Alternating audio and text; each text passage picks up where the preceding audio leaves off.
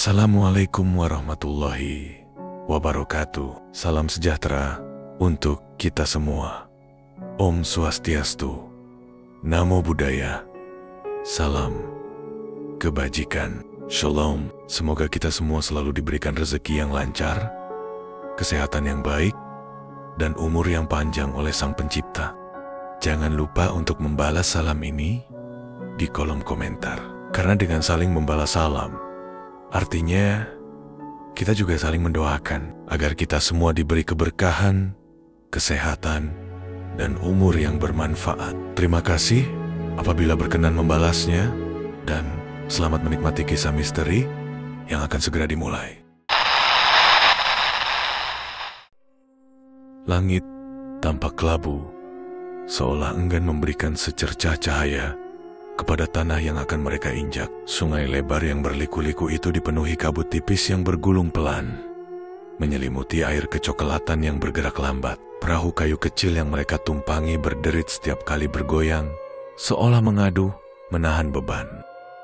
Bimo duduk diam di buritan perahu, menatap lurus ke depan. Matanya menelusuri kabut tebal yang menyelimuti tepian sungai.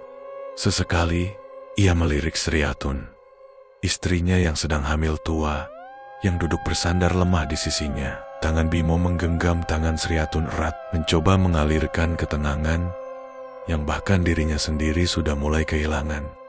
Angin sore membawa aroma tanah basah dan bau anyir sungai. Suasana terasa semakin sunyi. Tidak ada suara burung, tidak ada suara jangkrik, hanya deru mesin perahu kecil dan suara desiran air yang seolah mengiringi mereka ke dunia lain.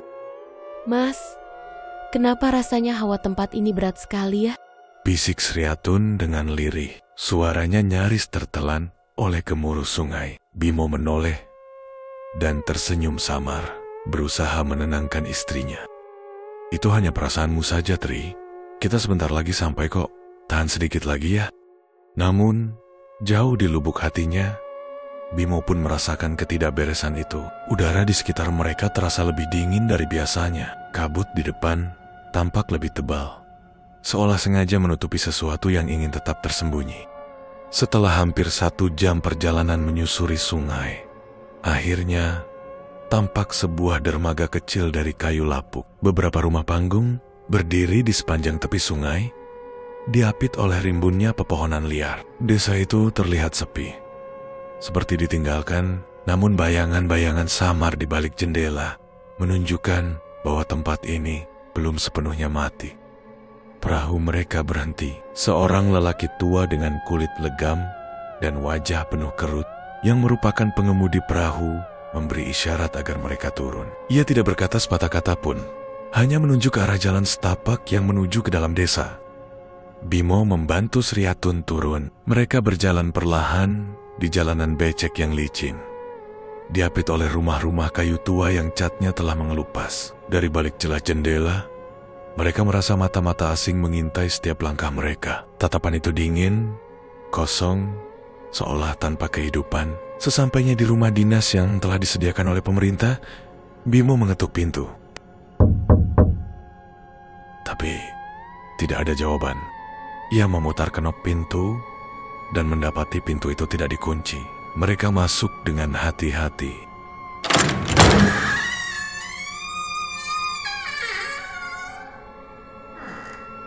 Rumah itu sederhana, terbuat dari kayu tua. Di dalam, bau lembab dan kayu lapuk menyambut mereka. Lantai kayu berderit setiap kali mereka melangkah. Tirai-tirai lusuh menggantung di jendela, membiarkan sedikit cahaya redup menembus ruangan. Bimo membantu Sriatun duduk di ranjang kayu yang ada di sudut ruangan. "Beristirahatlah, Tri. Aku akan melihat-lihat sekitar sebentar," kata Bimo lembut. Sriatun hanya mengangguk lemah, wajahnya pucat. Tangannya tak henti-hentinya membelai perutnya, seolah berusaha melindungi bayi yang tengah dikandungnya. Saat Bimo membuka jendela untuk mengusir bau pengap, matanya menangkap sesuatu di kejauhan. Seorang perempuan tua berdiri di bawah pohon besar, jauh di tepi desa. Perempuan itu mengenakan kain lusuh dan kerudung yang menutupi sebagian besar wajahnya. Ia tidak bergerak. Ia hanya berdiri, memandang ke arah rumah mereka. Bimo berkedip, dan saat ia melihat kembali, perempuan itu sudah menghilang. Bimo menghela napas panjang. Mungkin itu cuman bayangan, gumamnya. Berusaha meyakinkan dirinya sendiri. Malam mulai turun, kegelapan datang lebih cepat di desa itu. Lampu minyak di rumah dinas berkelip-kelip, dilemparkan ke dalam kegelapan yang terasa lebih berat dari malam biasanya. Suara-suara aneh mulai terdengar. Derit kayu, langkah kaki di luar rumah, dan bisikan-bisikan samar di antara hembusan angin malam. Sriatun meringkuk di ranjang, membungkus dirinya dengan selimut tipis, sementara Bimo duduk di kursi dekat pintu, berjaga dengan parang kecil di pangkuannya. Di luar, kabut kembali turun, lebih tebal, lebih berat. Bau amis tipis mulai menyusup ke dalam rumah, mengendap di udara. Pada malam pertama mereka di Muara Tapah, Bimo dan Sriatun tahu bahwa mereka telah masuk ke dalam dunia yang berbeda. Dunia di mana hukum alam bukan lagi yang berkuasa, melainkan sesuatu yang lebih tua, lebih kelam, dan lebih lapar. Malam pertama di Muara Tapah berlalu dalam kecemasan dan ketegangan. Bimo tidak benar-benar tidur. Ia hanya berdiam, duduk di kursi reyot dekat pintu, dengan parang kecil tergenggam erat di tangan kanan. Sementara itu, Sriatun meringkuk di ranjang, membungkus dirinya dengan selimut tipis yang sebenarnya tidak cukup untuk mengusir hawa dingin yang merayap dari lantai kayu. Di luar, kabut semakin tebal. Suara-suara aneh masih terdengar, seolah ada sesuatu yang berjalan mengelilingi rumah mereka. Derit papan lantai dan bisikan samar membuat bulu kuduk Bimo berdiri. Ia memejamkan mata sejenak, mencoba meyakinkan dirinya bahwa semua itu hanya ilusi kelelahan. Namun, saat lonceng kecil di pintu rumah bergetar tanpa sebab, Bimo tahu bahwa apa yang ia rasakan nyata. Pagi menjelang dengan cahaya abu-abu yang suram, matahari tertutup awan tebal, membuat dunia luar tampak seperti masih subuh. Bimo memutuskan untuk keluar, memastikan kondisi sekitar. Ia menyusuri beranda rumah dengan hati-hati. Tanah di sekitar rumah basah, seperti habis diguyur hujan deras semalaman. Meskipun ia sama sekali tidak mendengar suara hujan.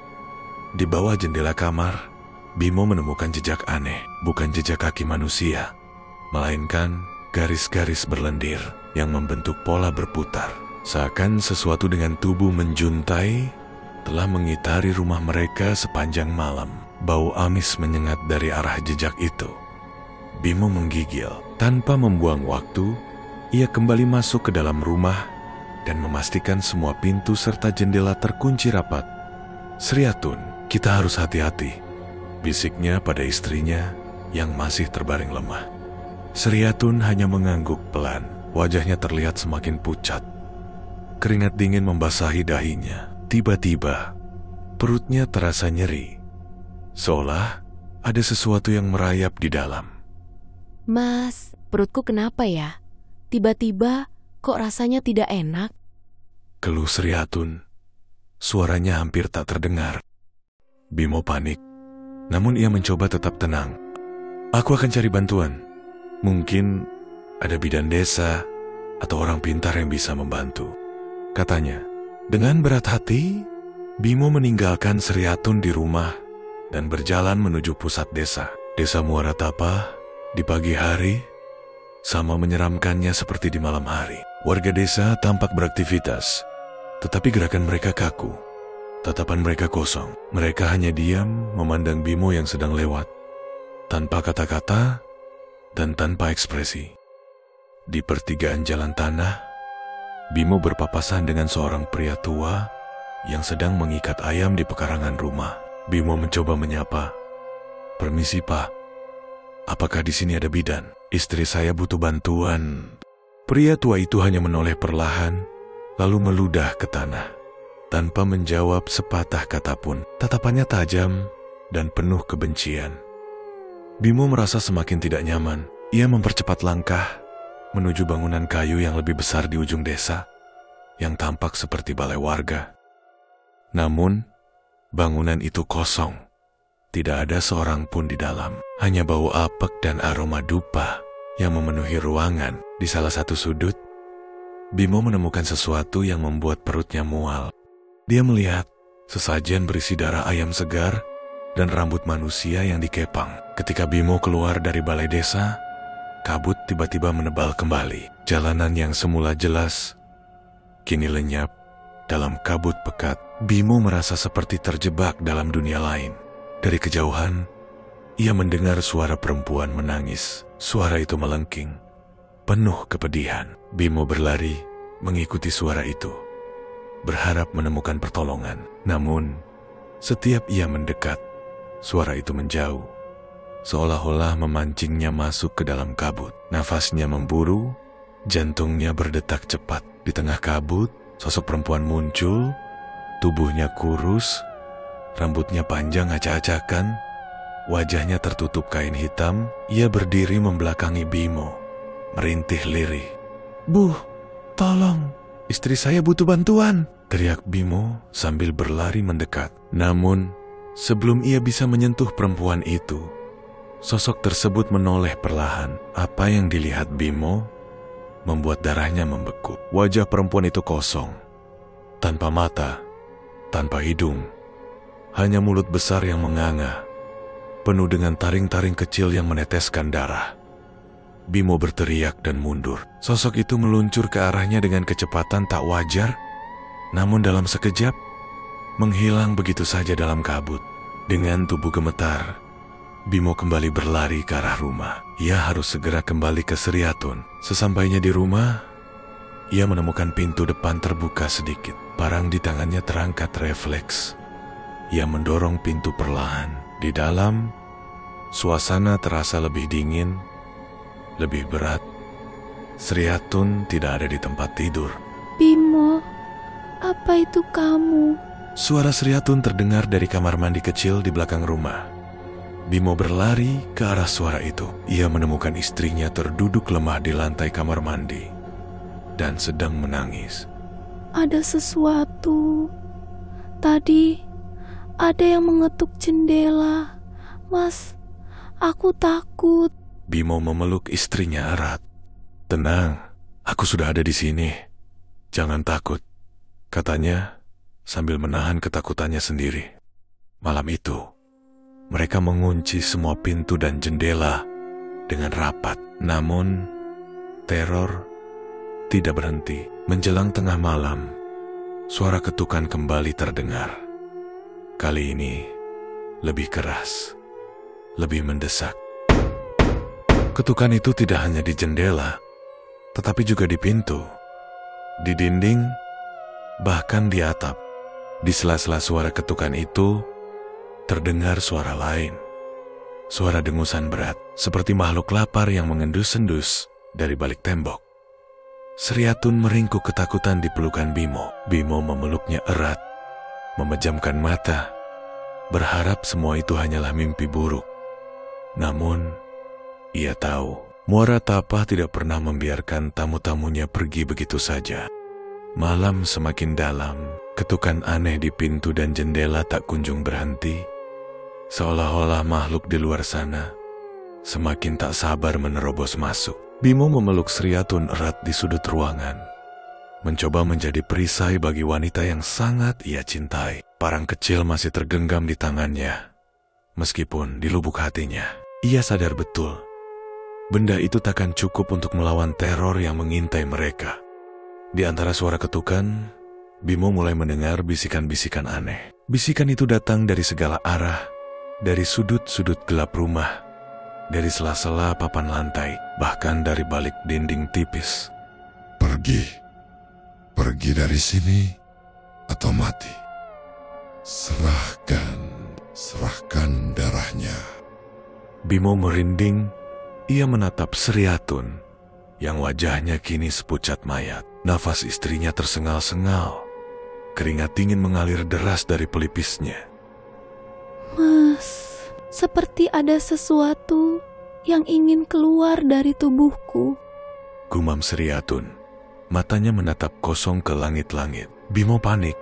Ia berlutut di depan Sri Atun, menggenggam kedua tangan istrinya. Tenang, Tri, aku di sini.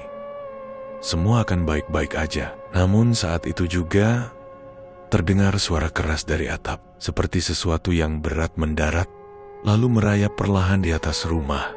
Bimo mendongak, menahan napas. Langkah-langkah itu berderit di atas kepala mereka, berpindah dari satu sudut ke sudut lain. Sesekali, sesuatu mencakar atap, meninggalkan suara mengerikan yang membuat bulu kuduk berdiri. Tiba-tiba, dari sela-sela papan plafon, menetes cairan kental berwarna hitam pekat, berbau busuk.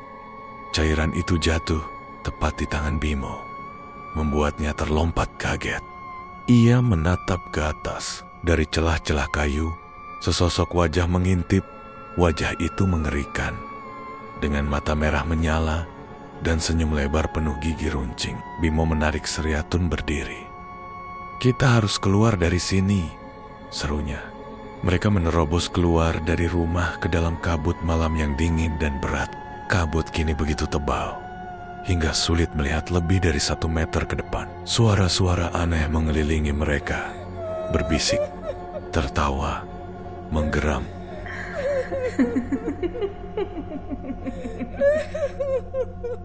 Bimo menggendong Sri Atun yang kini hampir tidak sadar dan berlari menembus jalanan desa. Namun kemanapun ia melangkah, suasana tetap sama. Rumah-rumah kosong, jalanan berkabut, dan bayangan-bayangan samar yang mengintai dari balik pepohonan. Tiba-tiba, di tengah jalan, muncul seorang perempuan tua berjubah hitam. Ia berdiri tegak di tengah kabut, menatap Bimo dengan tatapan tajam dan licik. "Bimo, Bimo," suara perempuan itu serak. Namun anehnya, terdengar jelas di tengah kabut tebal. "Serahkan istrimu, dan kau bisa pergi." Bimo memeluk Sri Atun lebih erat. Ia mundur beberapa langkah sambil mengacungkan parang kecilnya. "Siapa kau?" teriaknya. Perempuan itu tersenyum sinis. "Aku adalah penjaga. Aku adalah perantara. Desa ini bukan milik manusia biasa, Bimo. Di sini, kami hidup berdampingan dengan mereka yang tidak terlihat. Mereka yang lapar, dan istrimu mengandung darah yang mereka dambakan." Bimo menggeleng keras. "Tidak, aku tidak akan menyerahkannya." Perempuan tua itu tertawa kecil. Tawanya menggema, membelah kesunyian malam. "Kau tidak mengerti, anak muda. Sejak pertama kali kau menginjakkan kaki di desa ini, kalian sudah menjadi bagian dari perjanjian lama. Muara Tapah tidak menerima tamu, kecuali sebagai tumbal." Di sekeliling mereka, bayangan-bayangan mulai bermunculan dari balik kabut. Bimo dapat melihat sosok-sosok aneh. Tubuh mereka kurus, kepala mereka melayang tanpa badan, usus menjuntai, mata mereka kosong menatap lapar. Sosok itu adalah Kuyang. Makhluk legenda itu bukan lagi cerita rakyat. Mereka nyata, dan kini mengepung mereka. Bimo memundurkan diri perlahan. Ia mencari jalan keluar, tetapi jalan di belakangnya telah dipenuhi oleh makhluk-makhluk itu. Mereka mendekat, perlahan, menari di udara, seperti bau busuk yang tak bisa diusir. Sri Atun menggeliat dalam pelukannya. "Mas, panas aku. Takut, Mas." Bimo menangis dalam hati. Ia tak tahu harus berbuat apa. Ia tidak tahu bagaimana caranya melawan kekuatan yang sudah menguasai desa ini sejak lama. Perempuan tua itu kembali bicara. "Kau hanya punya 2 pilihan, Bimo. Serahkan darah istrimu, atau serahkan jiwamu sendiri." Bimo menggenggam parang kecilnya lebih erat. Ia tahu, ini bukan lagi soal logika, ini soal bertahan hidup. Soal menyelamatkan Sri Atun dan anak mereka. Tiba-tiba, terdengar suara lain dari arah belakang. Suara seorang laki-laki tua. "Jangan dengarkan dia, nak. Masih ada jalan lain." Teriak suara itu. Bimo menoleh cepat. Seorang kakek renta dengan pakaian compang-camping muncul dari balik kabut, membawa tongkat kayu yang dipenuhi ukiran aneh. Cepat, ikuti aku kalau kau ingin selamat. Seru kakek itu. Bimo tak berpikir dua kali. Ia mengangkat Sri Atun dan berlari mengikuti kakek tersebut, meninggalkan perempuan tua dan makhluk-makhluk itu menggeram marah di belakang mereka. Kabut berputar seperti pusaran ketika mereka berlari menembus jalan-jalan kecil desa. Suara-suara jeritan dan raungan membuntuti mereka. Namun anehnya, di dekat kakek itu, kabut terasa sedikit berkurang, seolah tongkat kayunya memancarkan perlindungan tak kasat mata.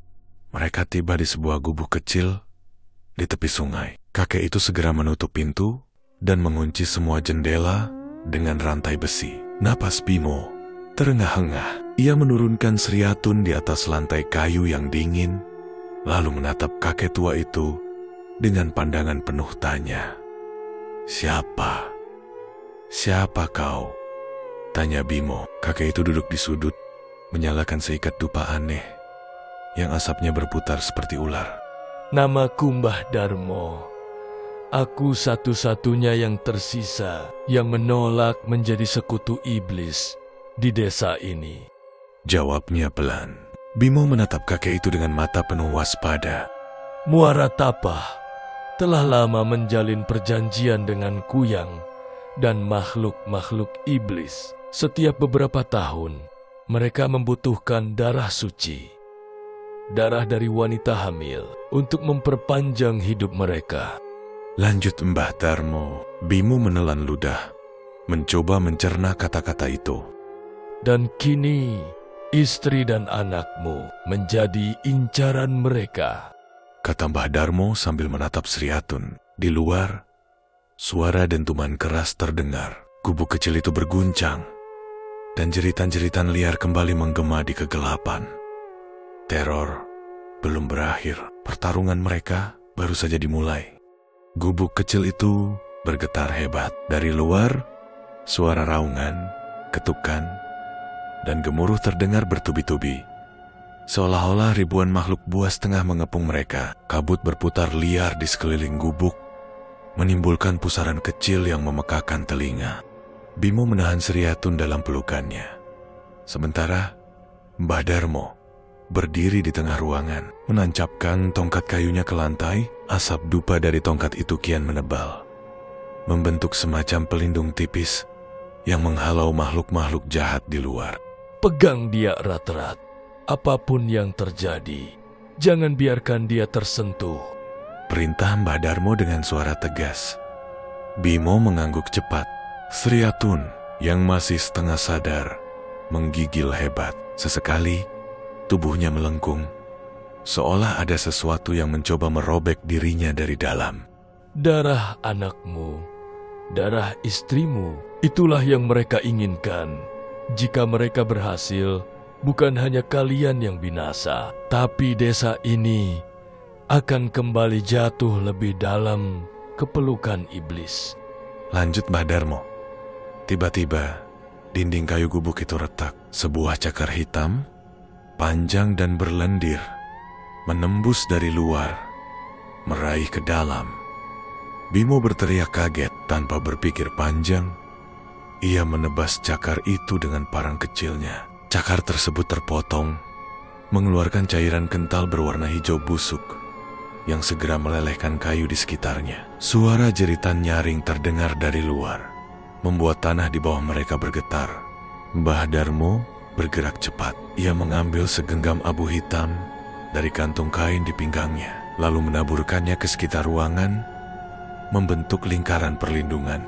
Asap ini hanya bertahan sebentar. Setelah itu, kita harus melawan, serunya. Bimo mengangguk.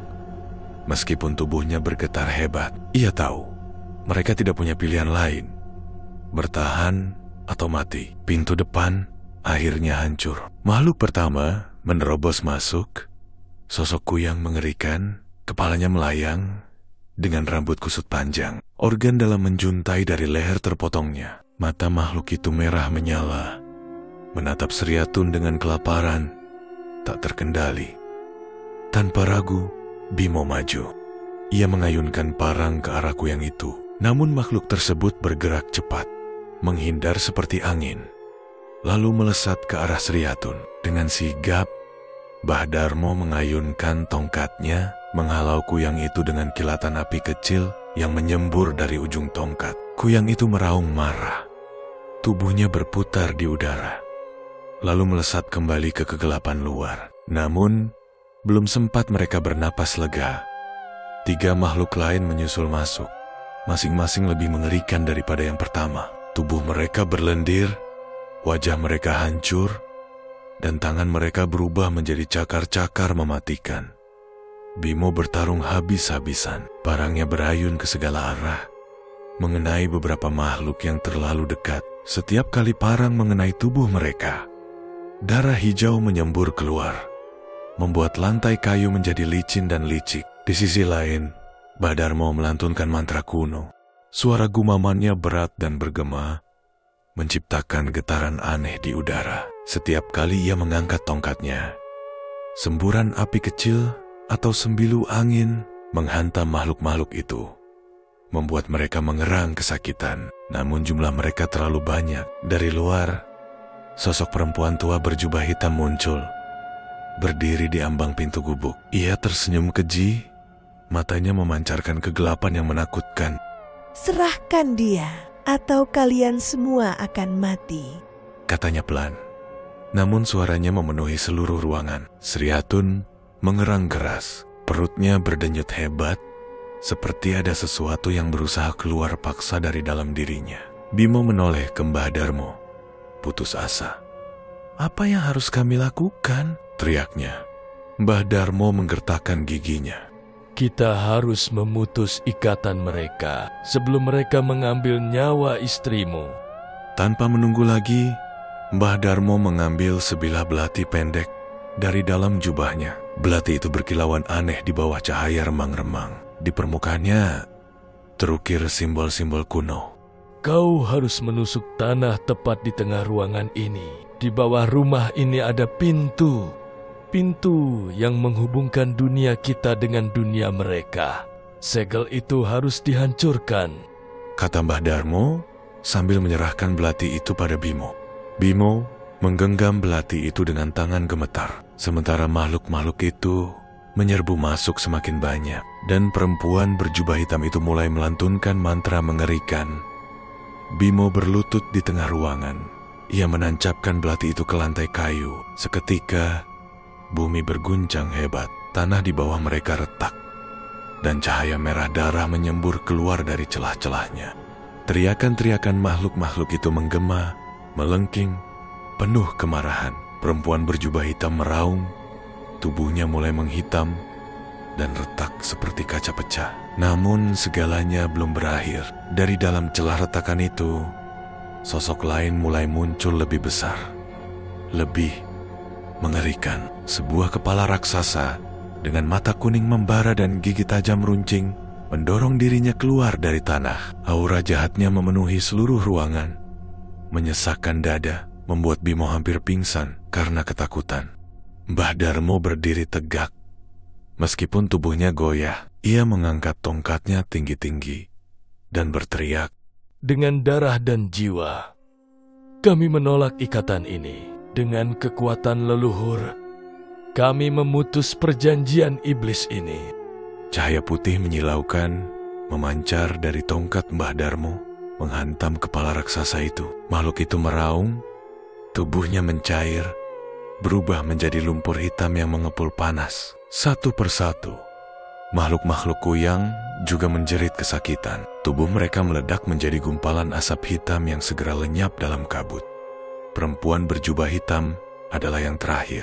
Dengan wajah penuh kebencian, ia mengutuk Bimo dan Sriatun sebelum tubuhnya hancur menjadi abu yang tertiup angin. Suasana mendadak sunyi. Bimo terduduk lemas di lantai, memeluk Sriatun yang sedang menangis. Tubuhnya gemetar antara kelelahan dan kelegaan yang tak terucapkan. Mbah Darmo jatuh, berlutut, napasnya berat, dan tersengal. Matanya menatap Bimo dengan lirih. Kalian telah memilih jalan yang benar. Namun sebelum Bimo bisa menjawab, Mbah Darmo tersungkur ke tanah. Tak bergerak lagi. Ia telah mengorbankan seluruh hidupnya demi menyelamatkan mereka. Di luar, kabut perlahan menghilang, digantikan oleh fajar yang mulai merekah. Namun bagi Bimo dan Sri Atun, luka yang mereka alami takkan pernah benar-benar sembuh. Fajar menyingsing dengan lambat di atas desa Muara Tapah, membawa cahaya pucat yang tampak tidak berani sepenuhnya menyentuh tanah desa yang baru saja melewati malam kelam. Kabut tipis masih melayang-layang di antara pepohonan, seolah menolak untuk pergi sepenuhnya. Bimo duduk di tanah becek di depan gubuk tua itu, memangku tubuh Sri Atun yang lemah. Di sebelah mereka, jasad Mbah Darmo terbujur kaku. Wajahnya tenang, namun pucat, seakan kelelahan abadi telah menjemput. Angin pagi bertiup lirih, membawa aroma tanah basah dan dupa yang belum padam. Namun, bagi Bimo, dunia terasa hampa. Air mata mengalir perlahan di pipinya. Ia berusaha menghapusnya, namun tangis itu tak terbendung. Sri Atun, dengan suara lemah, menggenggam tangannya erat-erat. Kita selamat, Mas.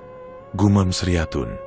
Suaranya serak, nyaris tak terdengar. Bimo mengangguk sambil terseduh. Namun di dalam hatinya, ia tahu, selamat bukanlah kata yang tepat. Mereka hanya berhasil melewati satu malam dari kutukan panjang yang telah mengakar di tanah kelahirannya. Beberapa warga desa mulai berdatangan. Wajah mereka dipenuhi ketakutan dan keheranan. Melihat gubuk yang hampir runtuh, darah mengering, serta jasad Mbah Darmo yang terbujur di sana. Mereka bergumam dalam bisikan-bisikan ngeri. Pak Lurah, lelaki parubaya dengan sorot mata suram, melangkah maju. Apa yang terjadi di sini? Tanyanya. Suaranya bergetar. Bimo mengangkat wajahnya, memandang mereka semua satu persatu. Kita telah melawan, tapi harga yang harus kita bayar mahal sekali, jawabnya dengan lirih. Pak Lurah menundukkan kepala. Beberapa warga mulai menangis pelan, mengenang kebaikan Mbah Darmo yang selama ini diam-diam menjadi pelindung desa. Hari-hari berikutnya berlalu dengan suasana muram. Muara Tapah tidak lagi sama. Gubuk tua itu dibakar hingga menjadi abu, sesuai dengan wasiat Mbah Darmo sebelum meninggal. Abu dan sisa-sisa pertarungan malam itu dikubur dalam upacara kecil di tepi hutan, jauh dari pemukiman, disertai doa-doa lirih memohon perlindungan. Namun, meskipun makhluk-makhluk kuyang itu telah diusir dan sekutu iblis dihancurkan, bekas luka di jiwa warga Muara Tapah tetap menganga. Setiap malam, sebagian dari mereka masih mendengar bisikan di telinga. Bayangan gelap kadang melintas cepat di sudut mata mereka. Jeritan Sri Atun di malam penuh kegelapan masih terpatri dalam ingatan mereka, seperti duri yang tak bisa dicabut. Sri Atun perlahan membaik, namun kehamilannya terganggu parah. Dokter desa yang datang memeriksanya hanya bisa menggelengkan kepala. Anaknya mungkin tidak akan bertahan, Pak Bimo, kata dokter itu dengan suara pelan namun pasti. Bimo menggenggam tangan Sri Atun di atas ranjang sederhana mereka, menahan kesedihan yang menggunung. Kita akan berjuang bersama, bisiknya. Sri Atun hanya tersenyum tipis, seakan memahami bahwa harapan mereka seperti daun kering di musim badai. Malam-malam Bimo kini diisi dengan berjaga di sisi Sri Atun, mendengarkan napas berat istrinya, sambil berdoa dalam hati agar mereka diberi kesempatan membangun kembali kehidupan yang telah hancur. Namun luka tak hanya menetap di tubuh mereka, tetapi juga di tanah tempat mereka berpijak. Sawah-sawah di Muara Tapah mulai gagal panen. Air sungai yang dahulu jernih kini berbau aneh, membuat ikan-ikan mati mengapung. Beberapa warga mulai jatuh sakit dengan gejala yang tak bisa dijelaskan. Desa itu seakan tetap dikutuk, meski musuh-musuh mereka telah dimusnahkan. Ketakutan yang mendarah daging, trauma yang membekas, membuat semua orang hidup dalam bayang-bayang ketidakpastian. Sebagian dari mereka memutuskan untuk pergi meninggalkan desa menuju kota. Menghindari sisa-sisa kegelapan yang masih menggantung, Muara Tapah perlahan menjadi desa sepi. Dengan rumah-rumah kosong dan jalan-jalan berdebu yang jarang dilalui. Bimo dan Sri Hatun tetap tinggal. Mereka tak punya tempat lain untuk pergi. Tanah ini, seburuk apapun kondisinya, adalah rumah mereka. Dan di dalam hati mereka, ada janji sunyi yang tak terucapkan untuk melindungi satu sama lain, walaupun dunia seakan menolak keberadaan mereka. Suatu malam, ketika bulan tergantung pucat di langit, Sri Hatun terbangun dengan peluh dingin membasahi tubuhnya. Ia menggenggam lengan Bimo erat-erat. Mas, aku dengar suara itu lagi. Bimo terjaga seketika, matanya membelalak. Ia mendengarkan. Di kejauhan, samar, terdengar suara bisikan lirih, merangkak di antara desir angin. Anak itu. Bimo memeluk Sri Hatun lebih erat, berusaha menghalau ketakutan yang kembali menggerogoti hati mereka. Namun jauh di lubuk hatinya, Bimo tahu pertarungan mereka belum selesai. Apa yang mereka lawan bukan sekadar makhluk fisik, melainkan kutukan lama, dosa turun-temurun yang masih melekat dalam darah dan tanah ini. Luka yang mereka derita mungkin akan membaik, tetapi luka yang mengakar di tanah Muara Tapah, luka yang tak pernah sembuh, akan tetap mengintai, menunggu saat untuk kembali. Terima kasih telah mendengarkan kisah misteri kami hingga akhir. Ambil sisi positifnya dan buang sisi negatifnya. Semoga cerita ini menjadi pengingat bahwa kejahatan sekecil apapun, jika dibiarkan, dapat membuka pintu bagi kegelapan yang lebih besar. Jangan pernah bermain-main dengan hal gaib, dan jangan menyepelekan peringatan dari orang-orang bijak. Jika kalian menyukai cerita ini, dukung kami dengan like dan subscribe. Dukungan kalian sangat berarti agar kami bisa terus menghadirkan kisah-kisah horor penuh misteri dan makna lainnya.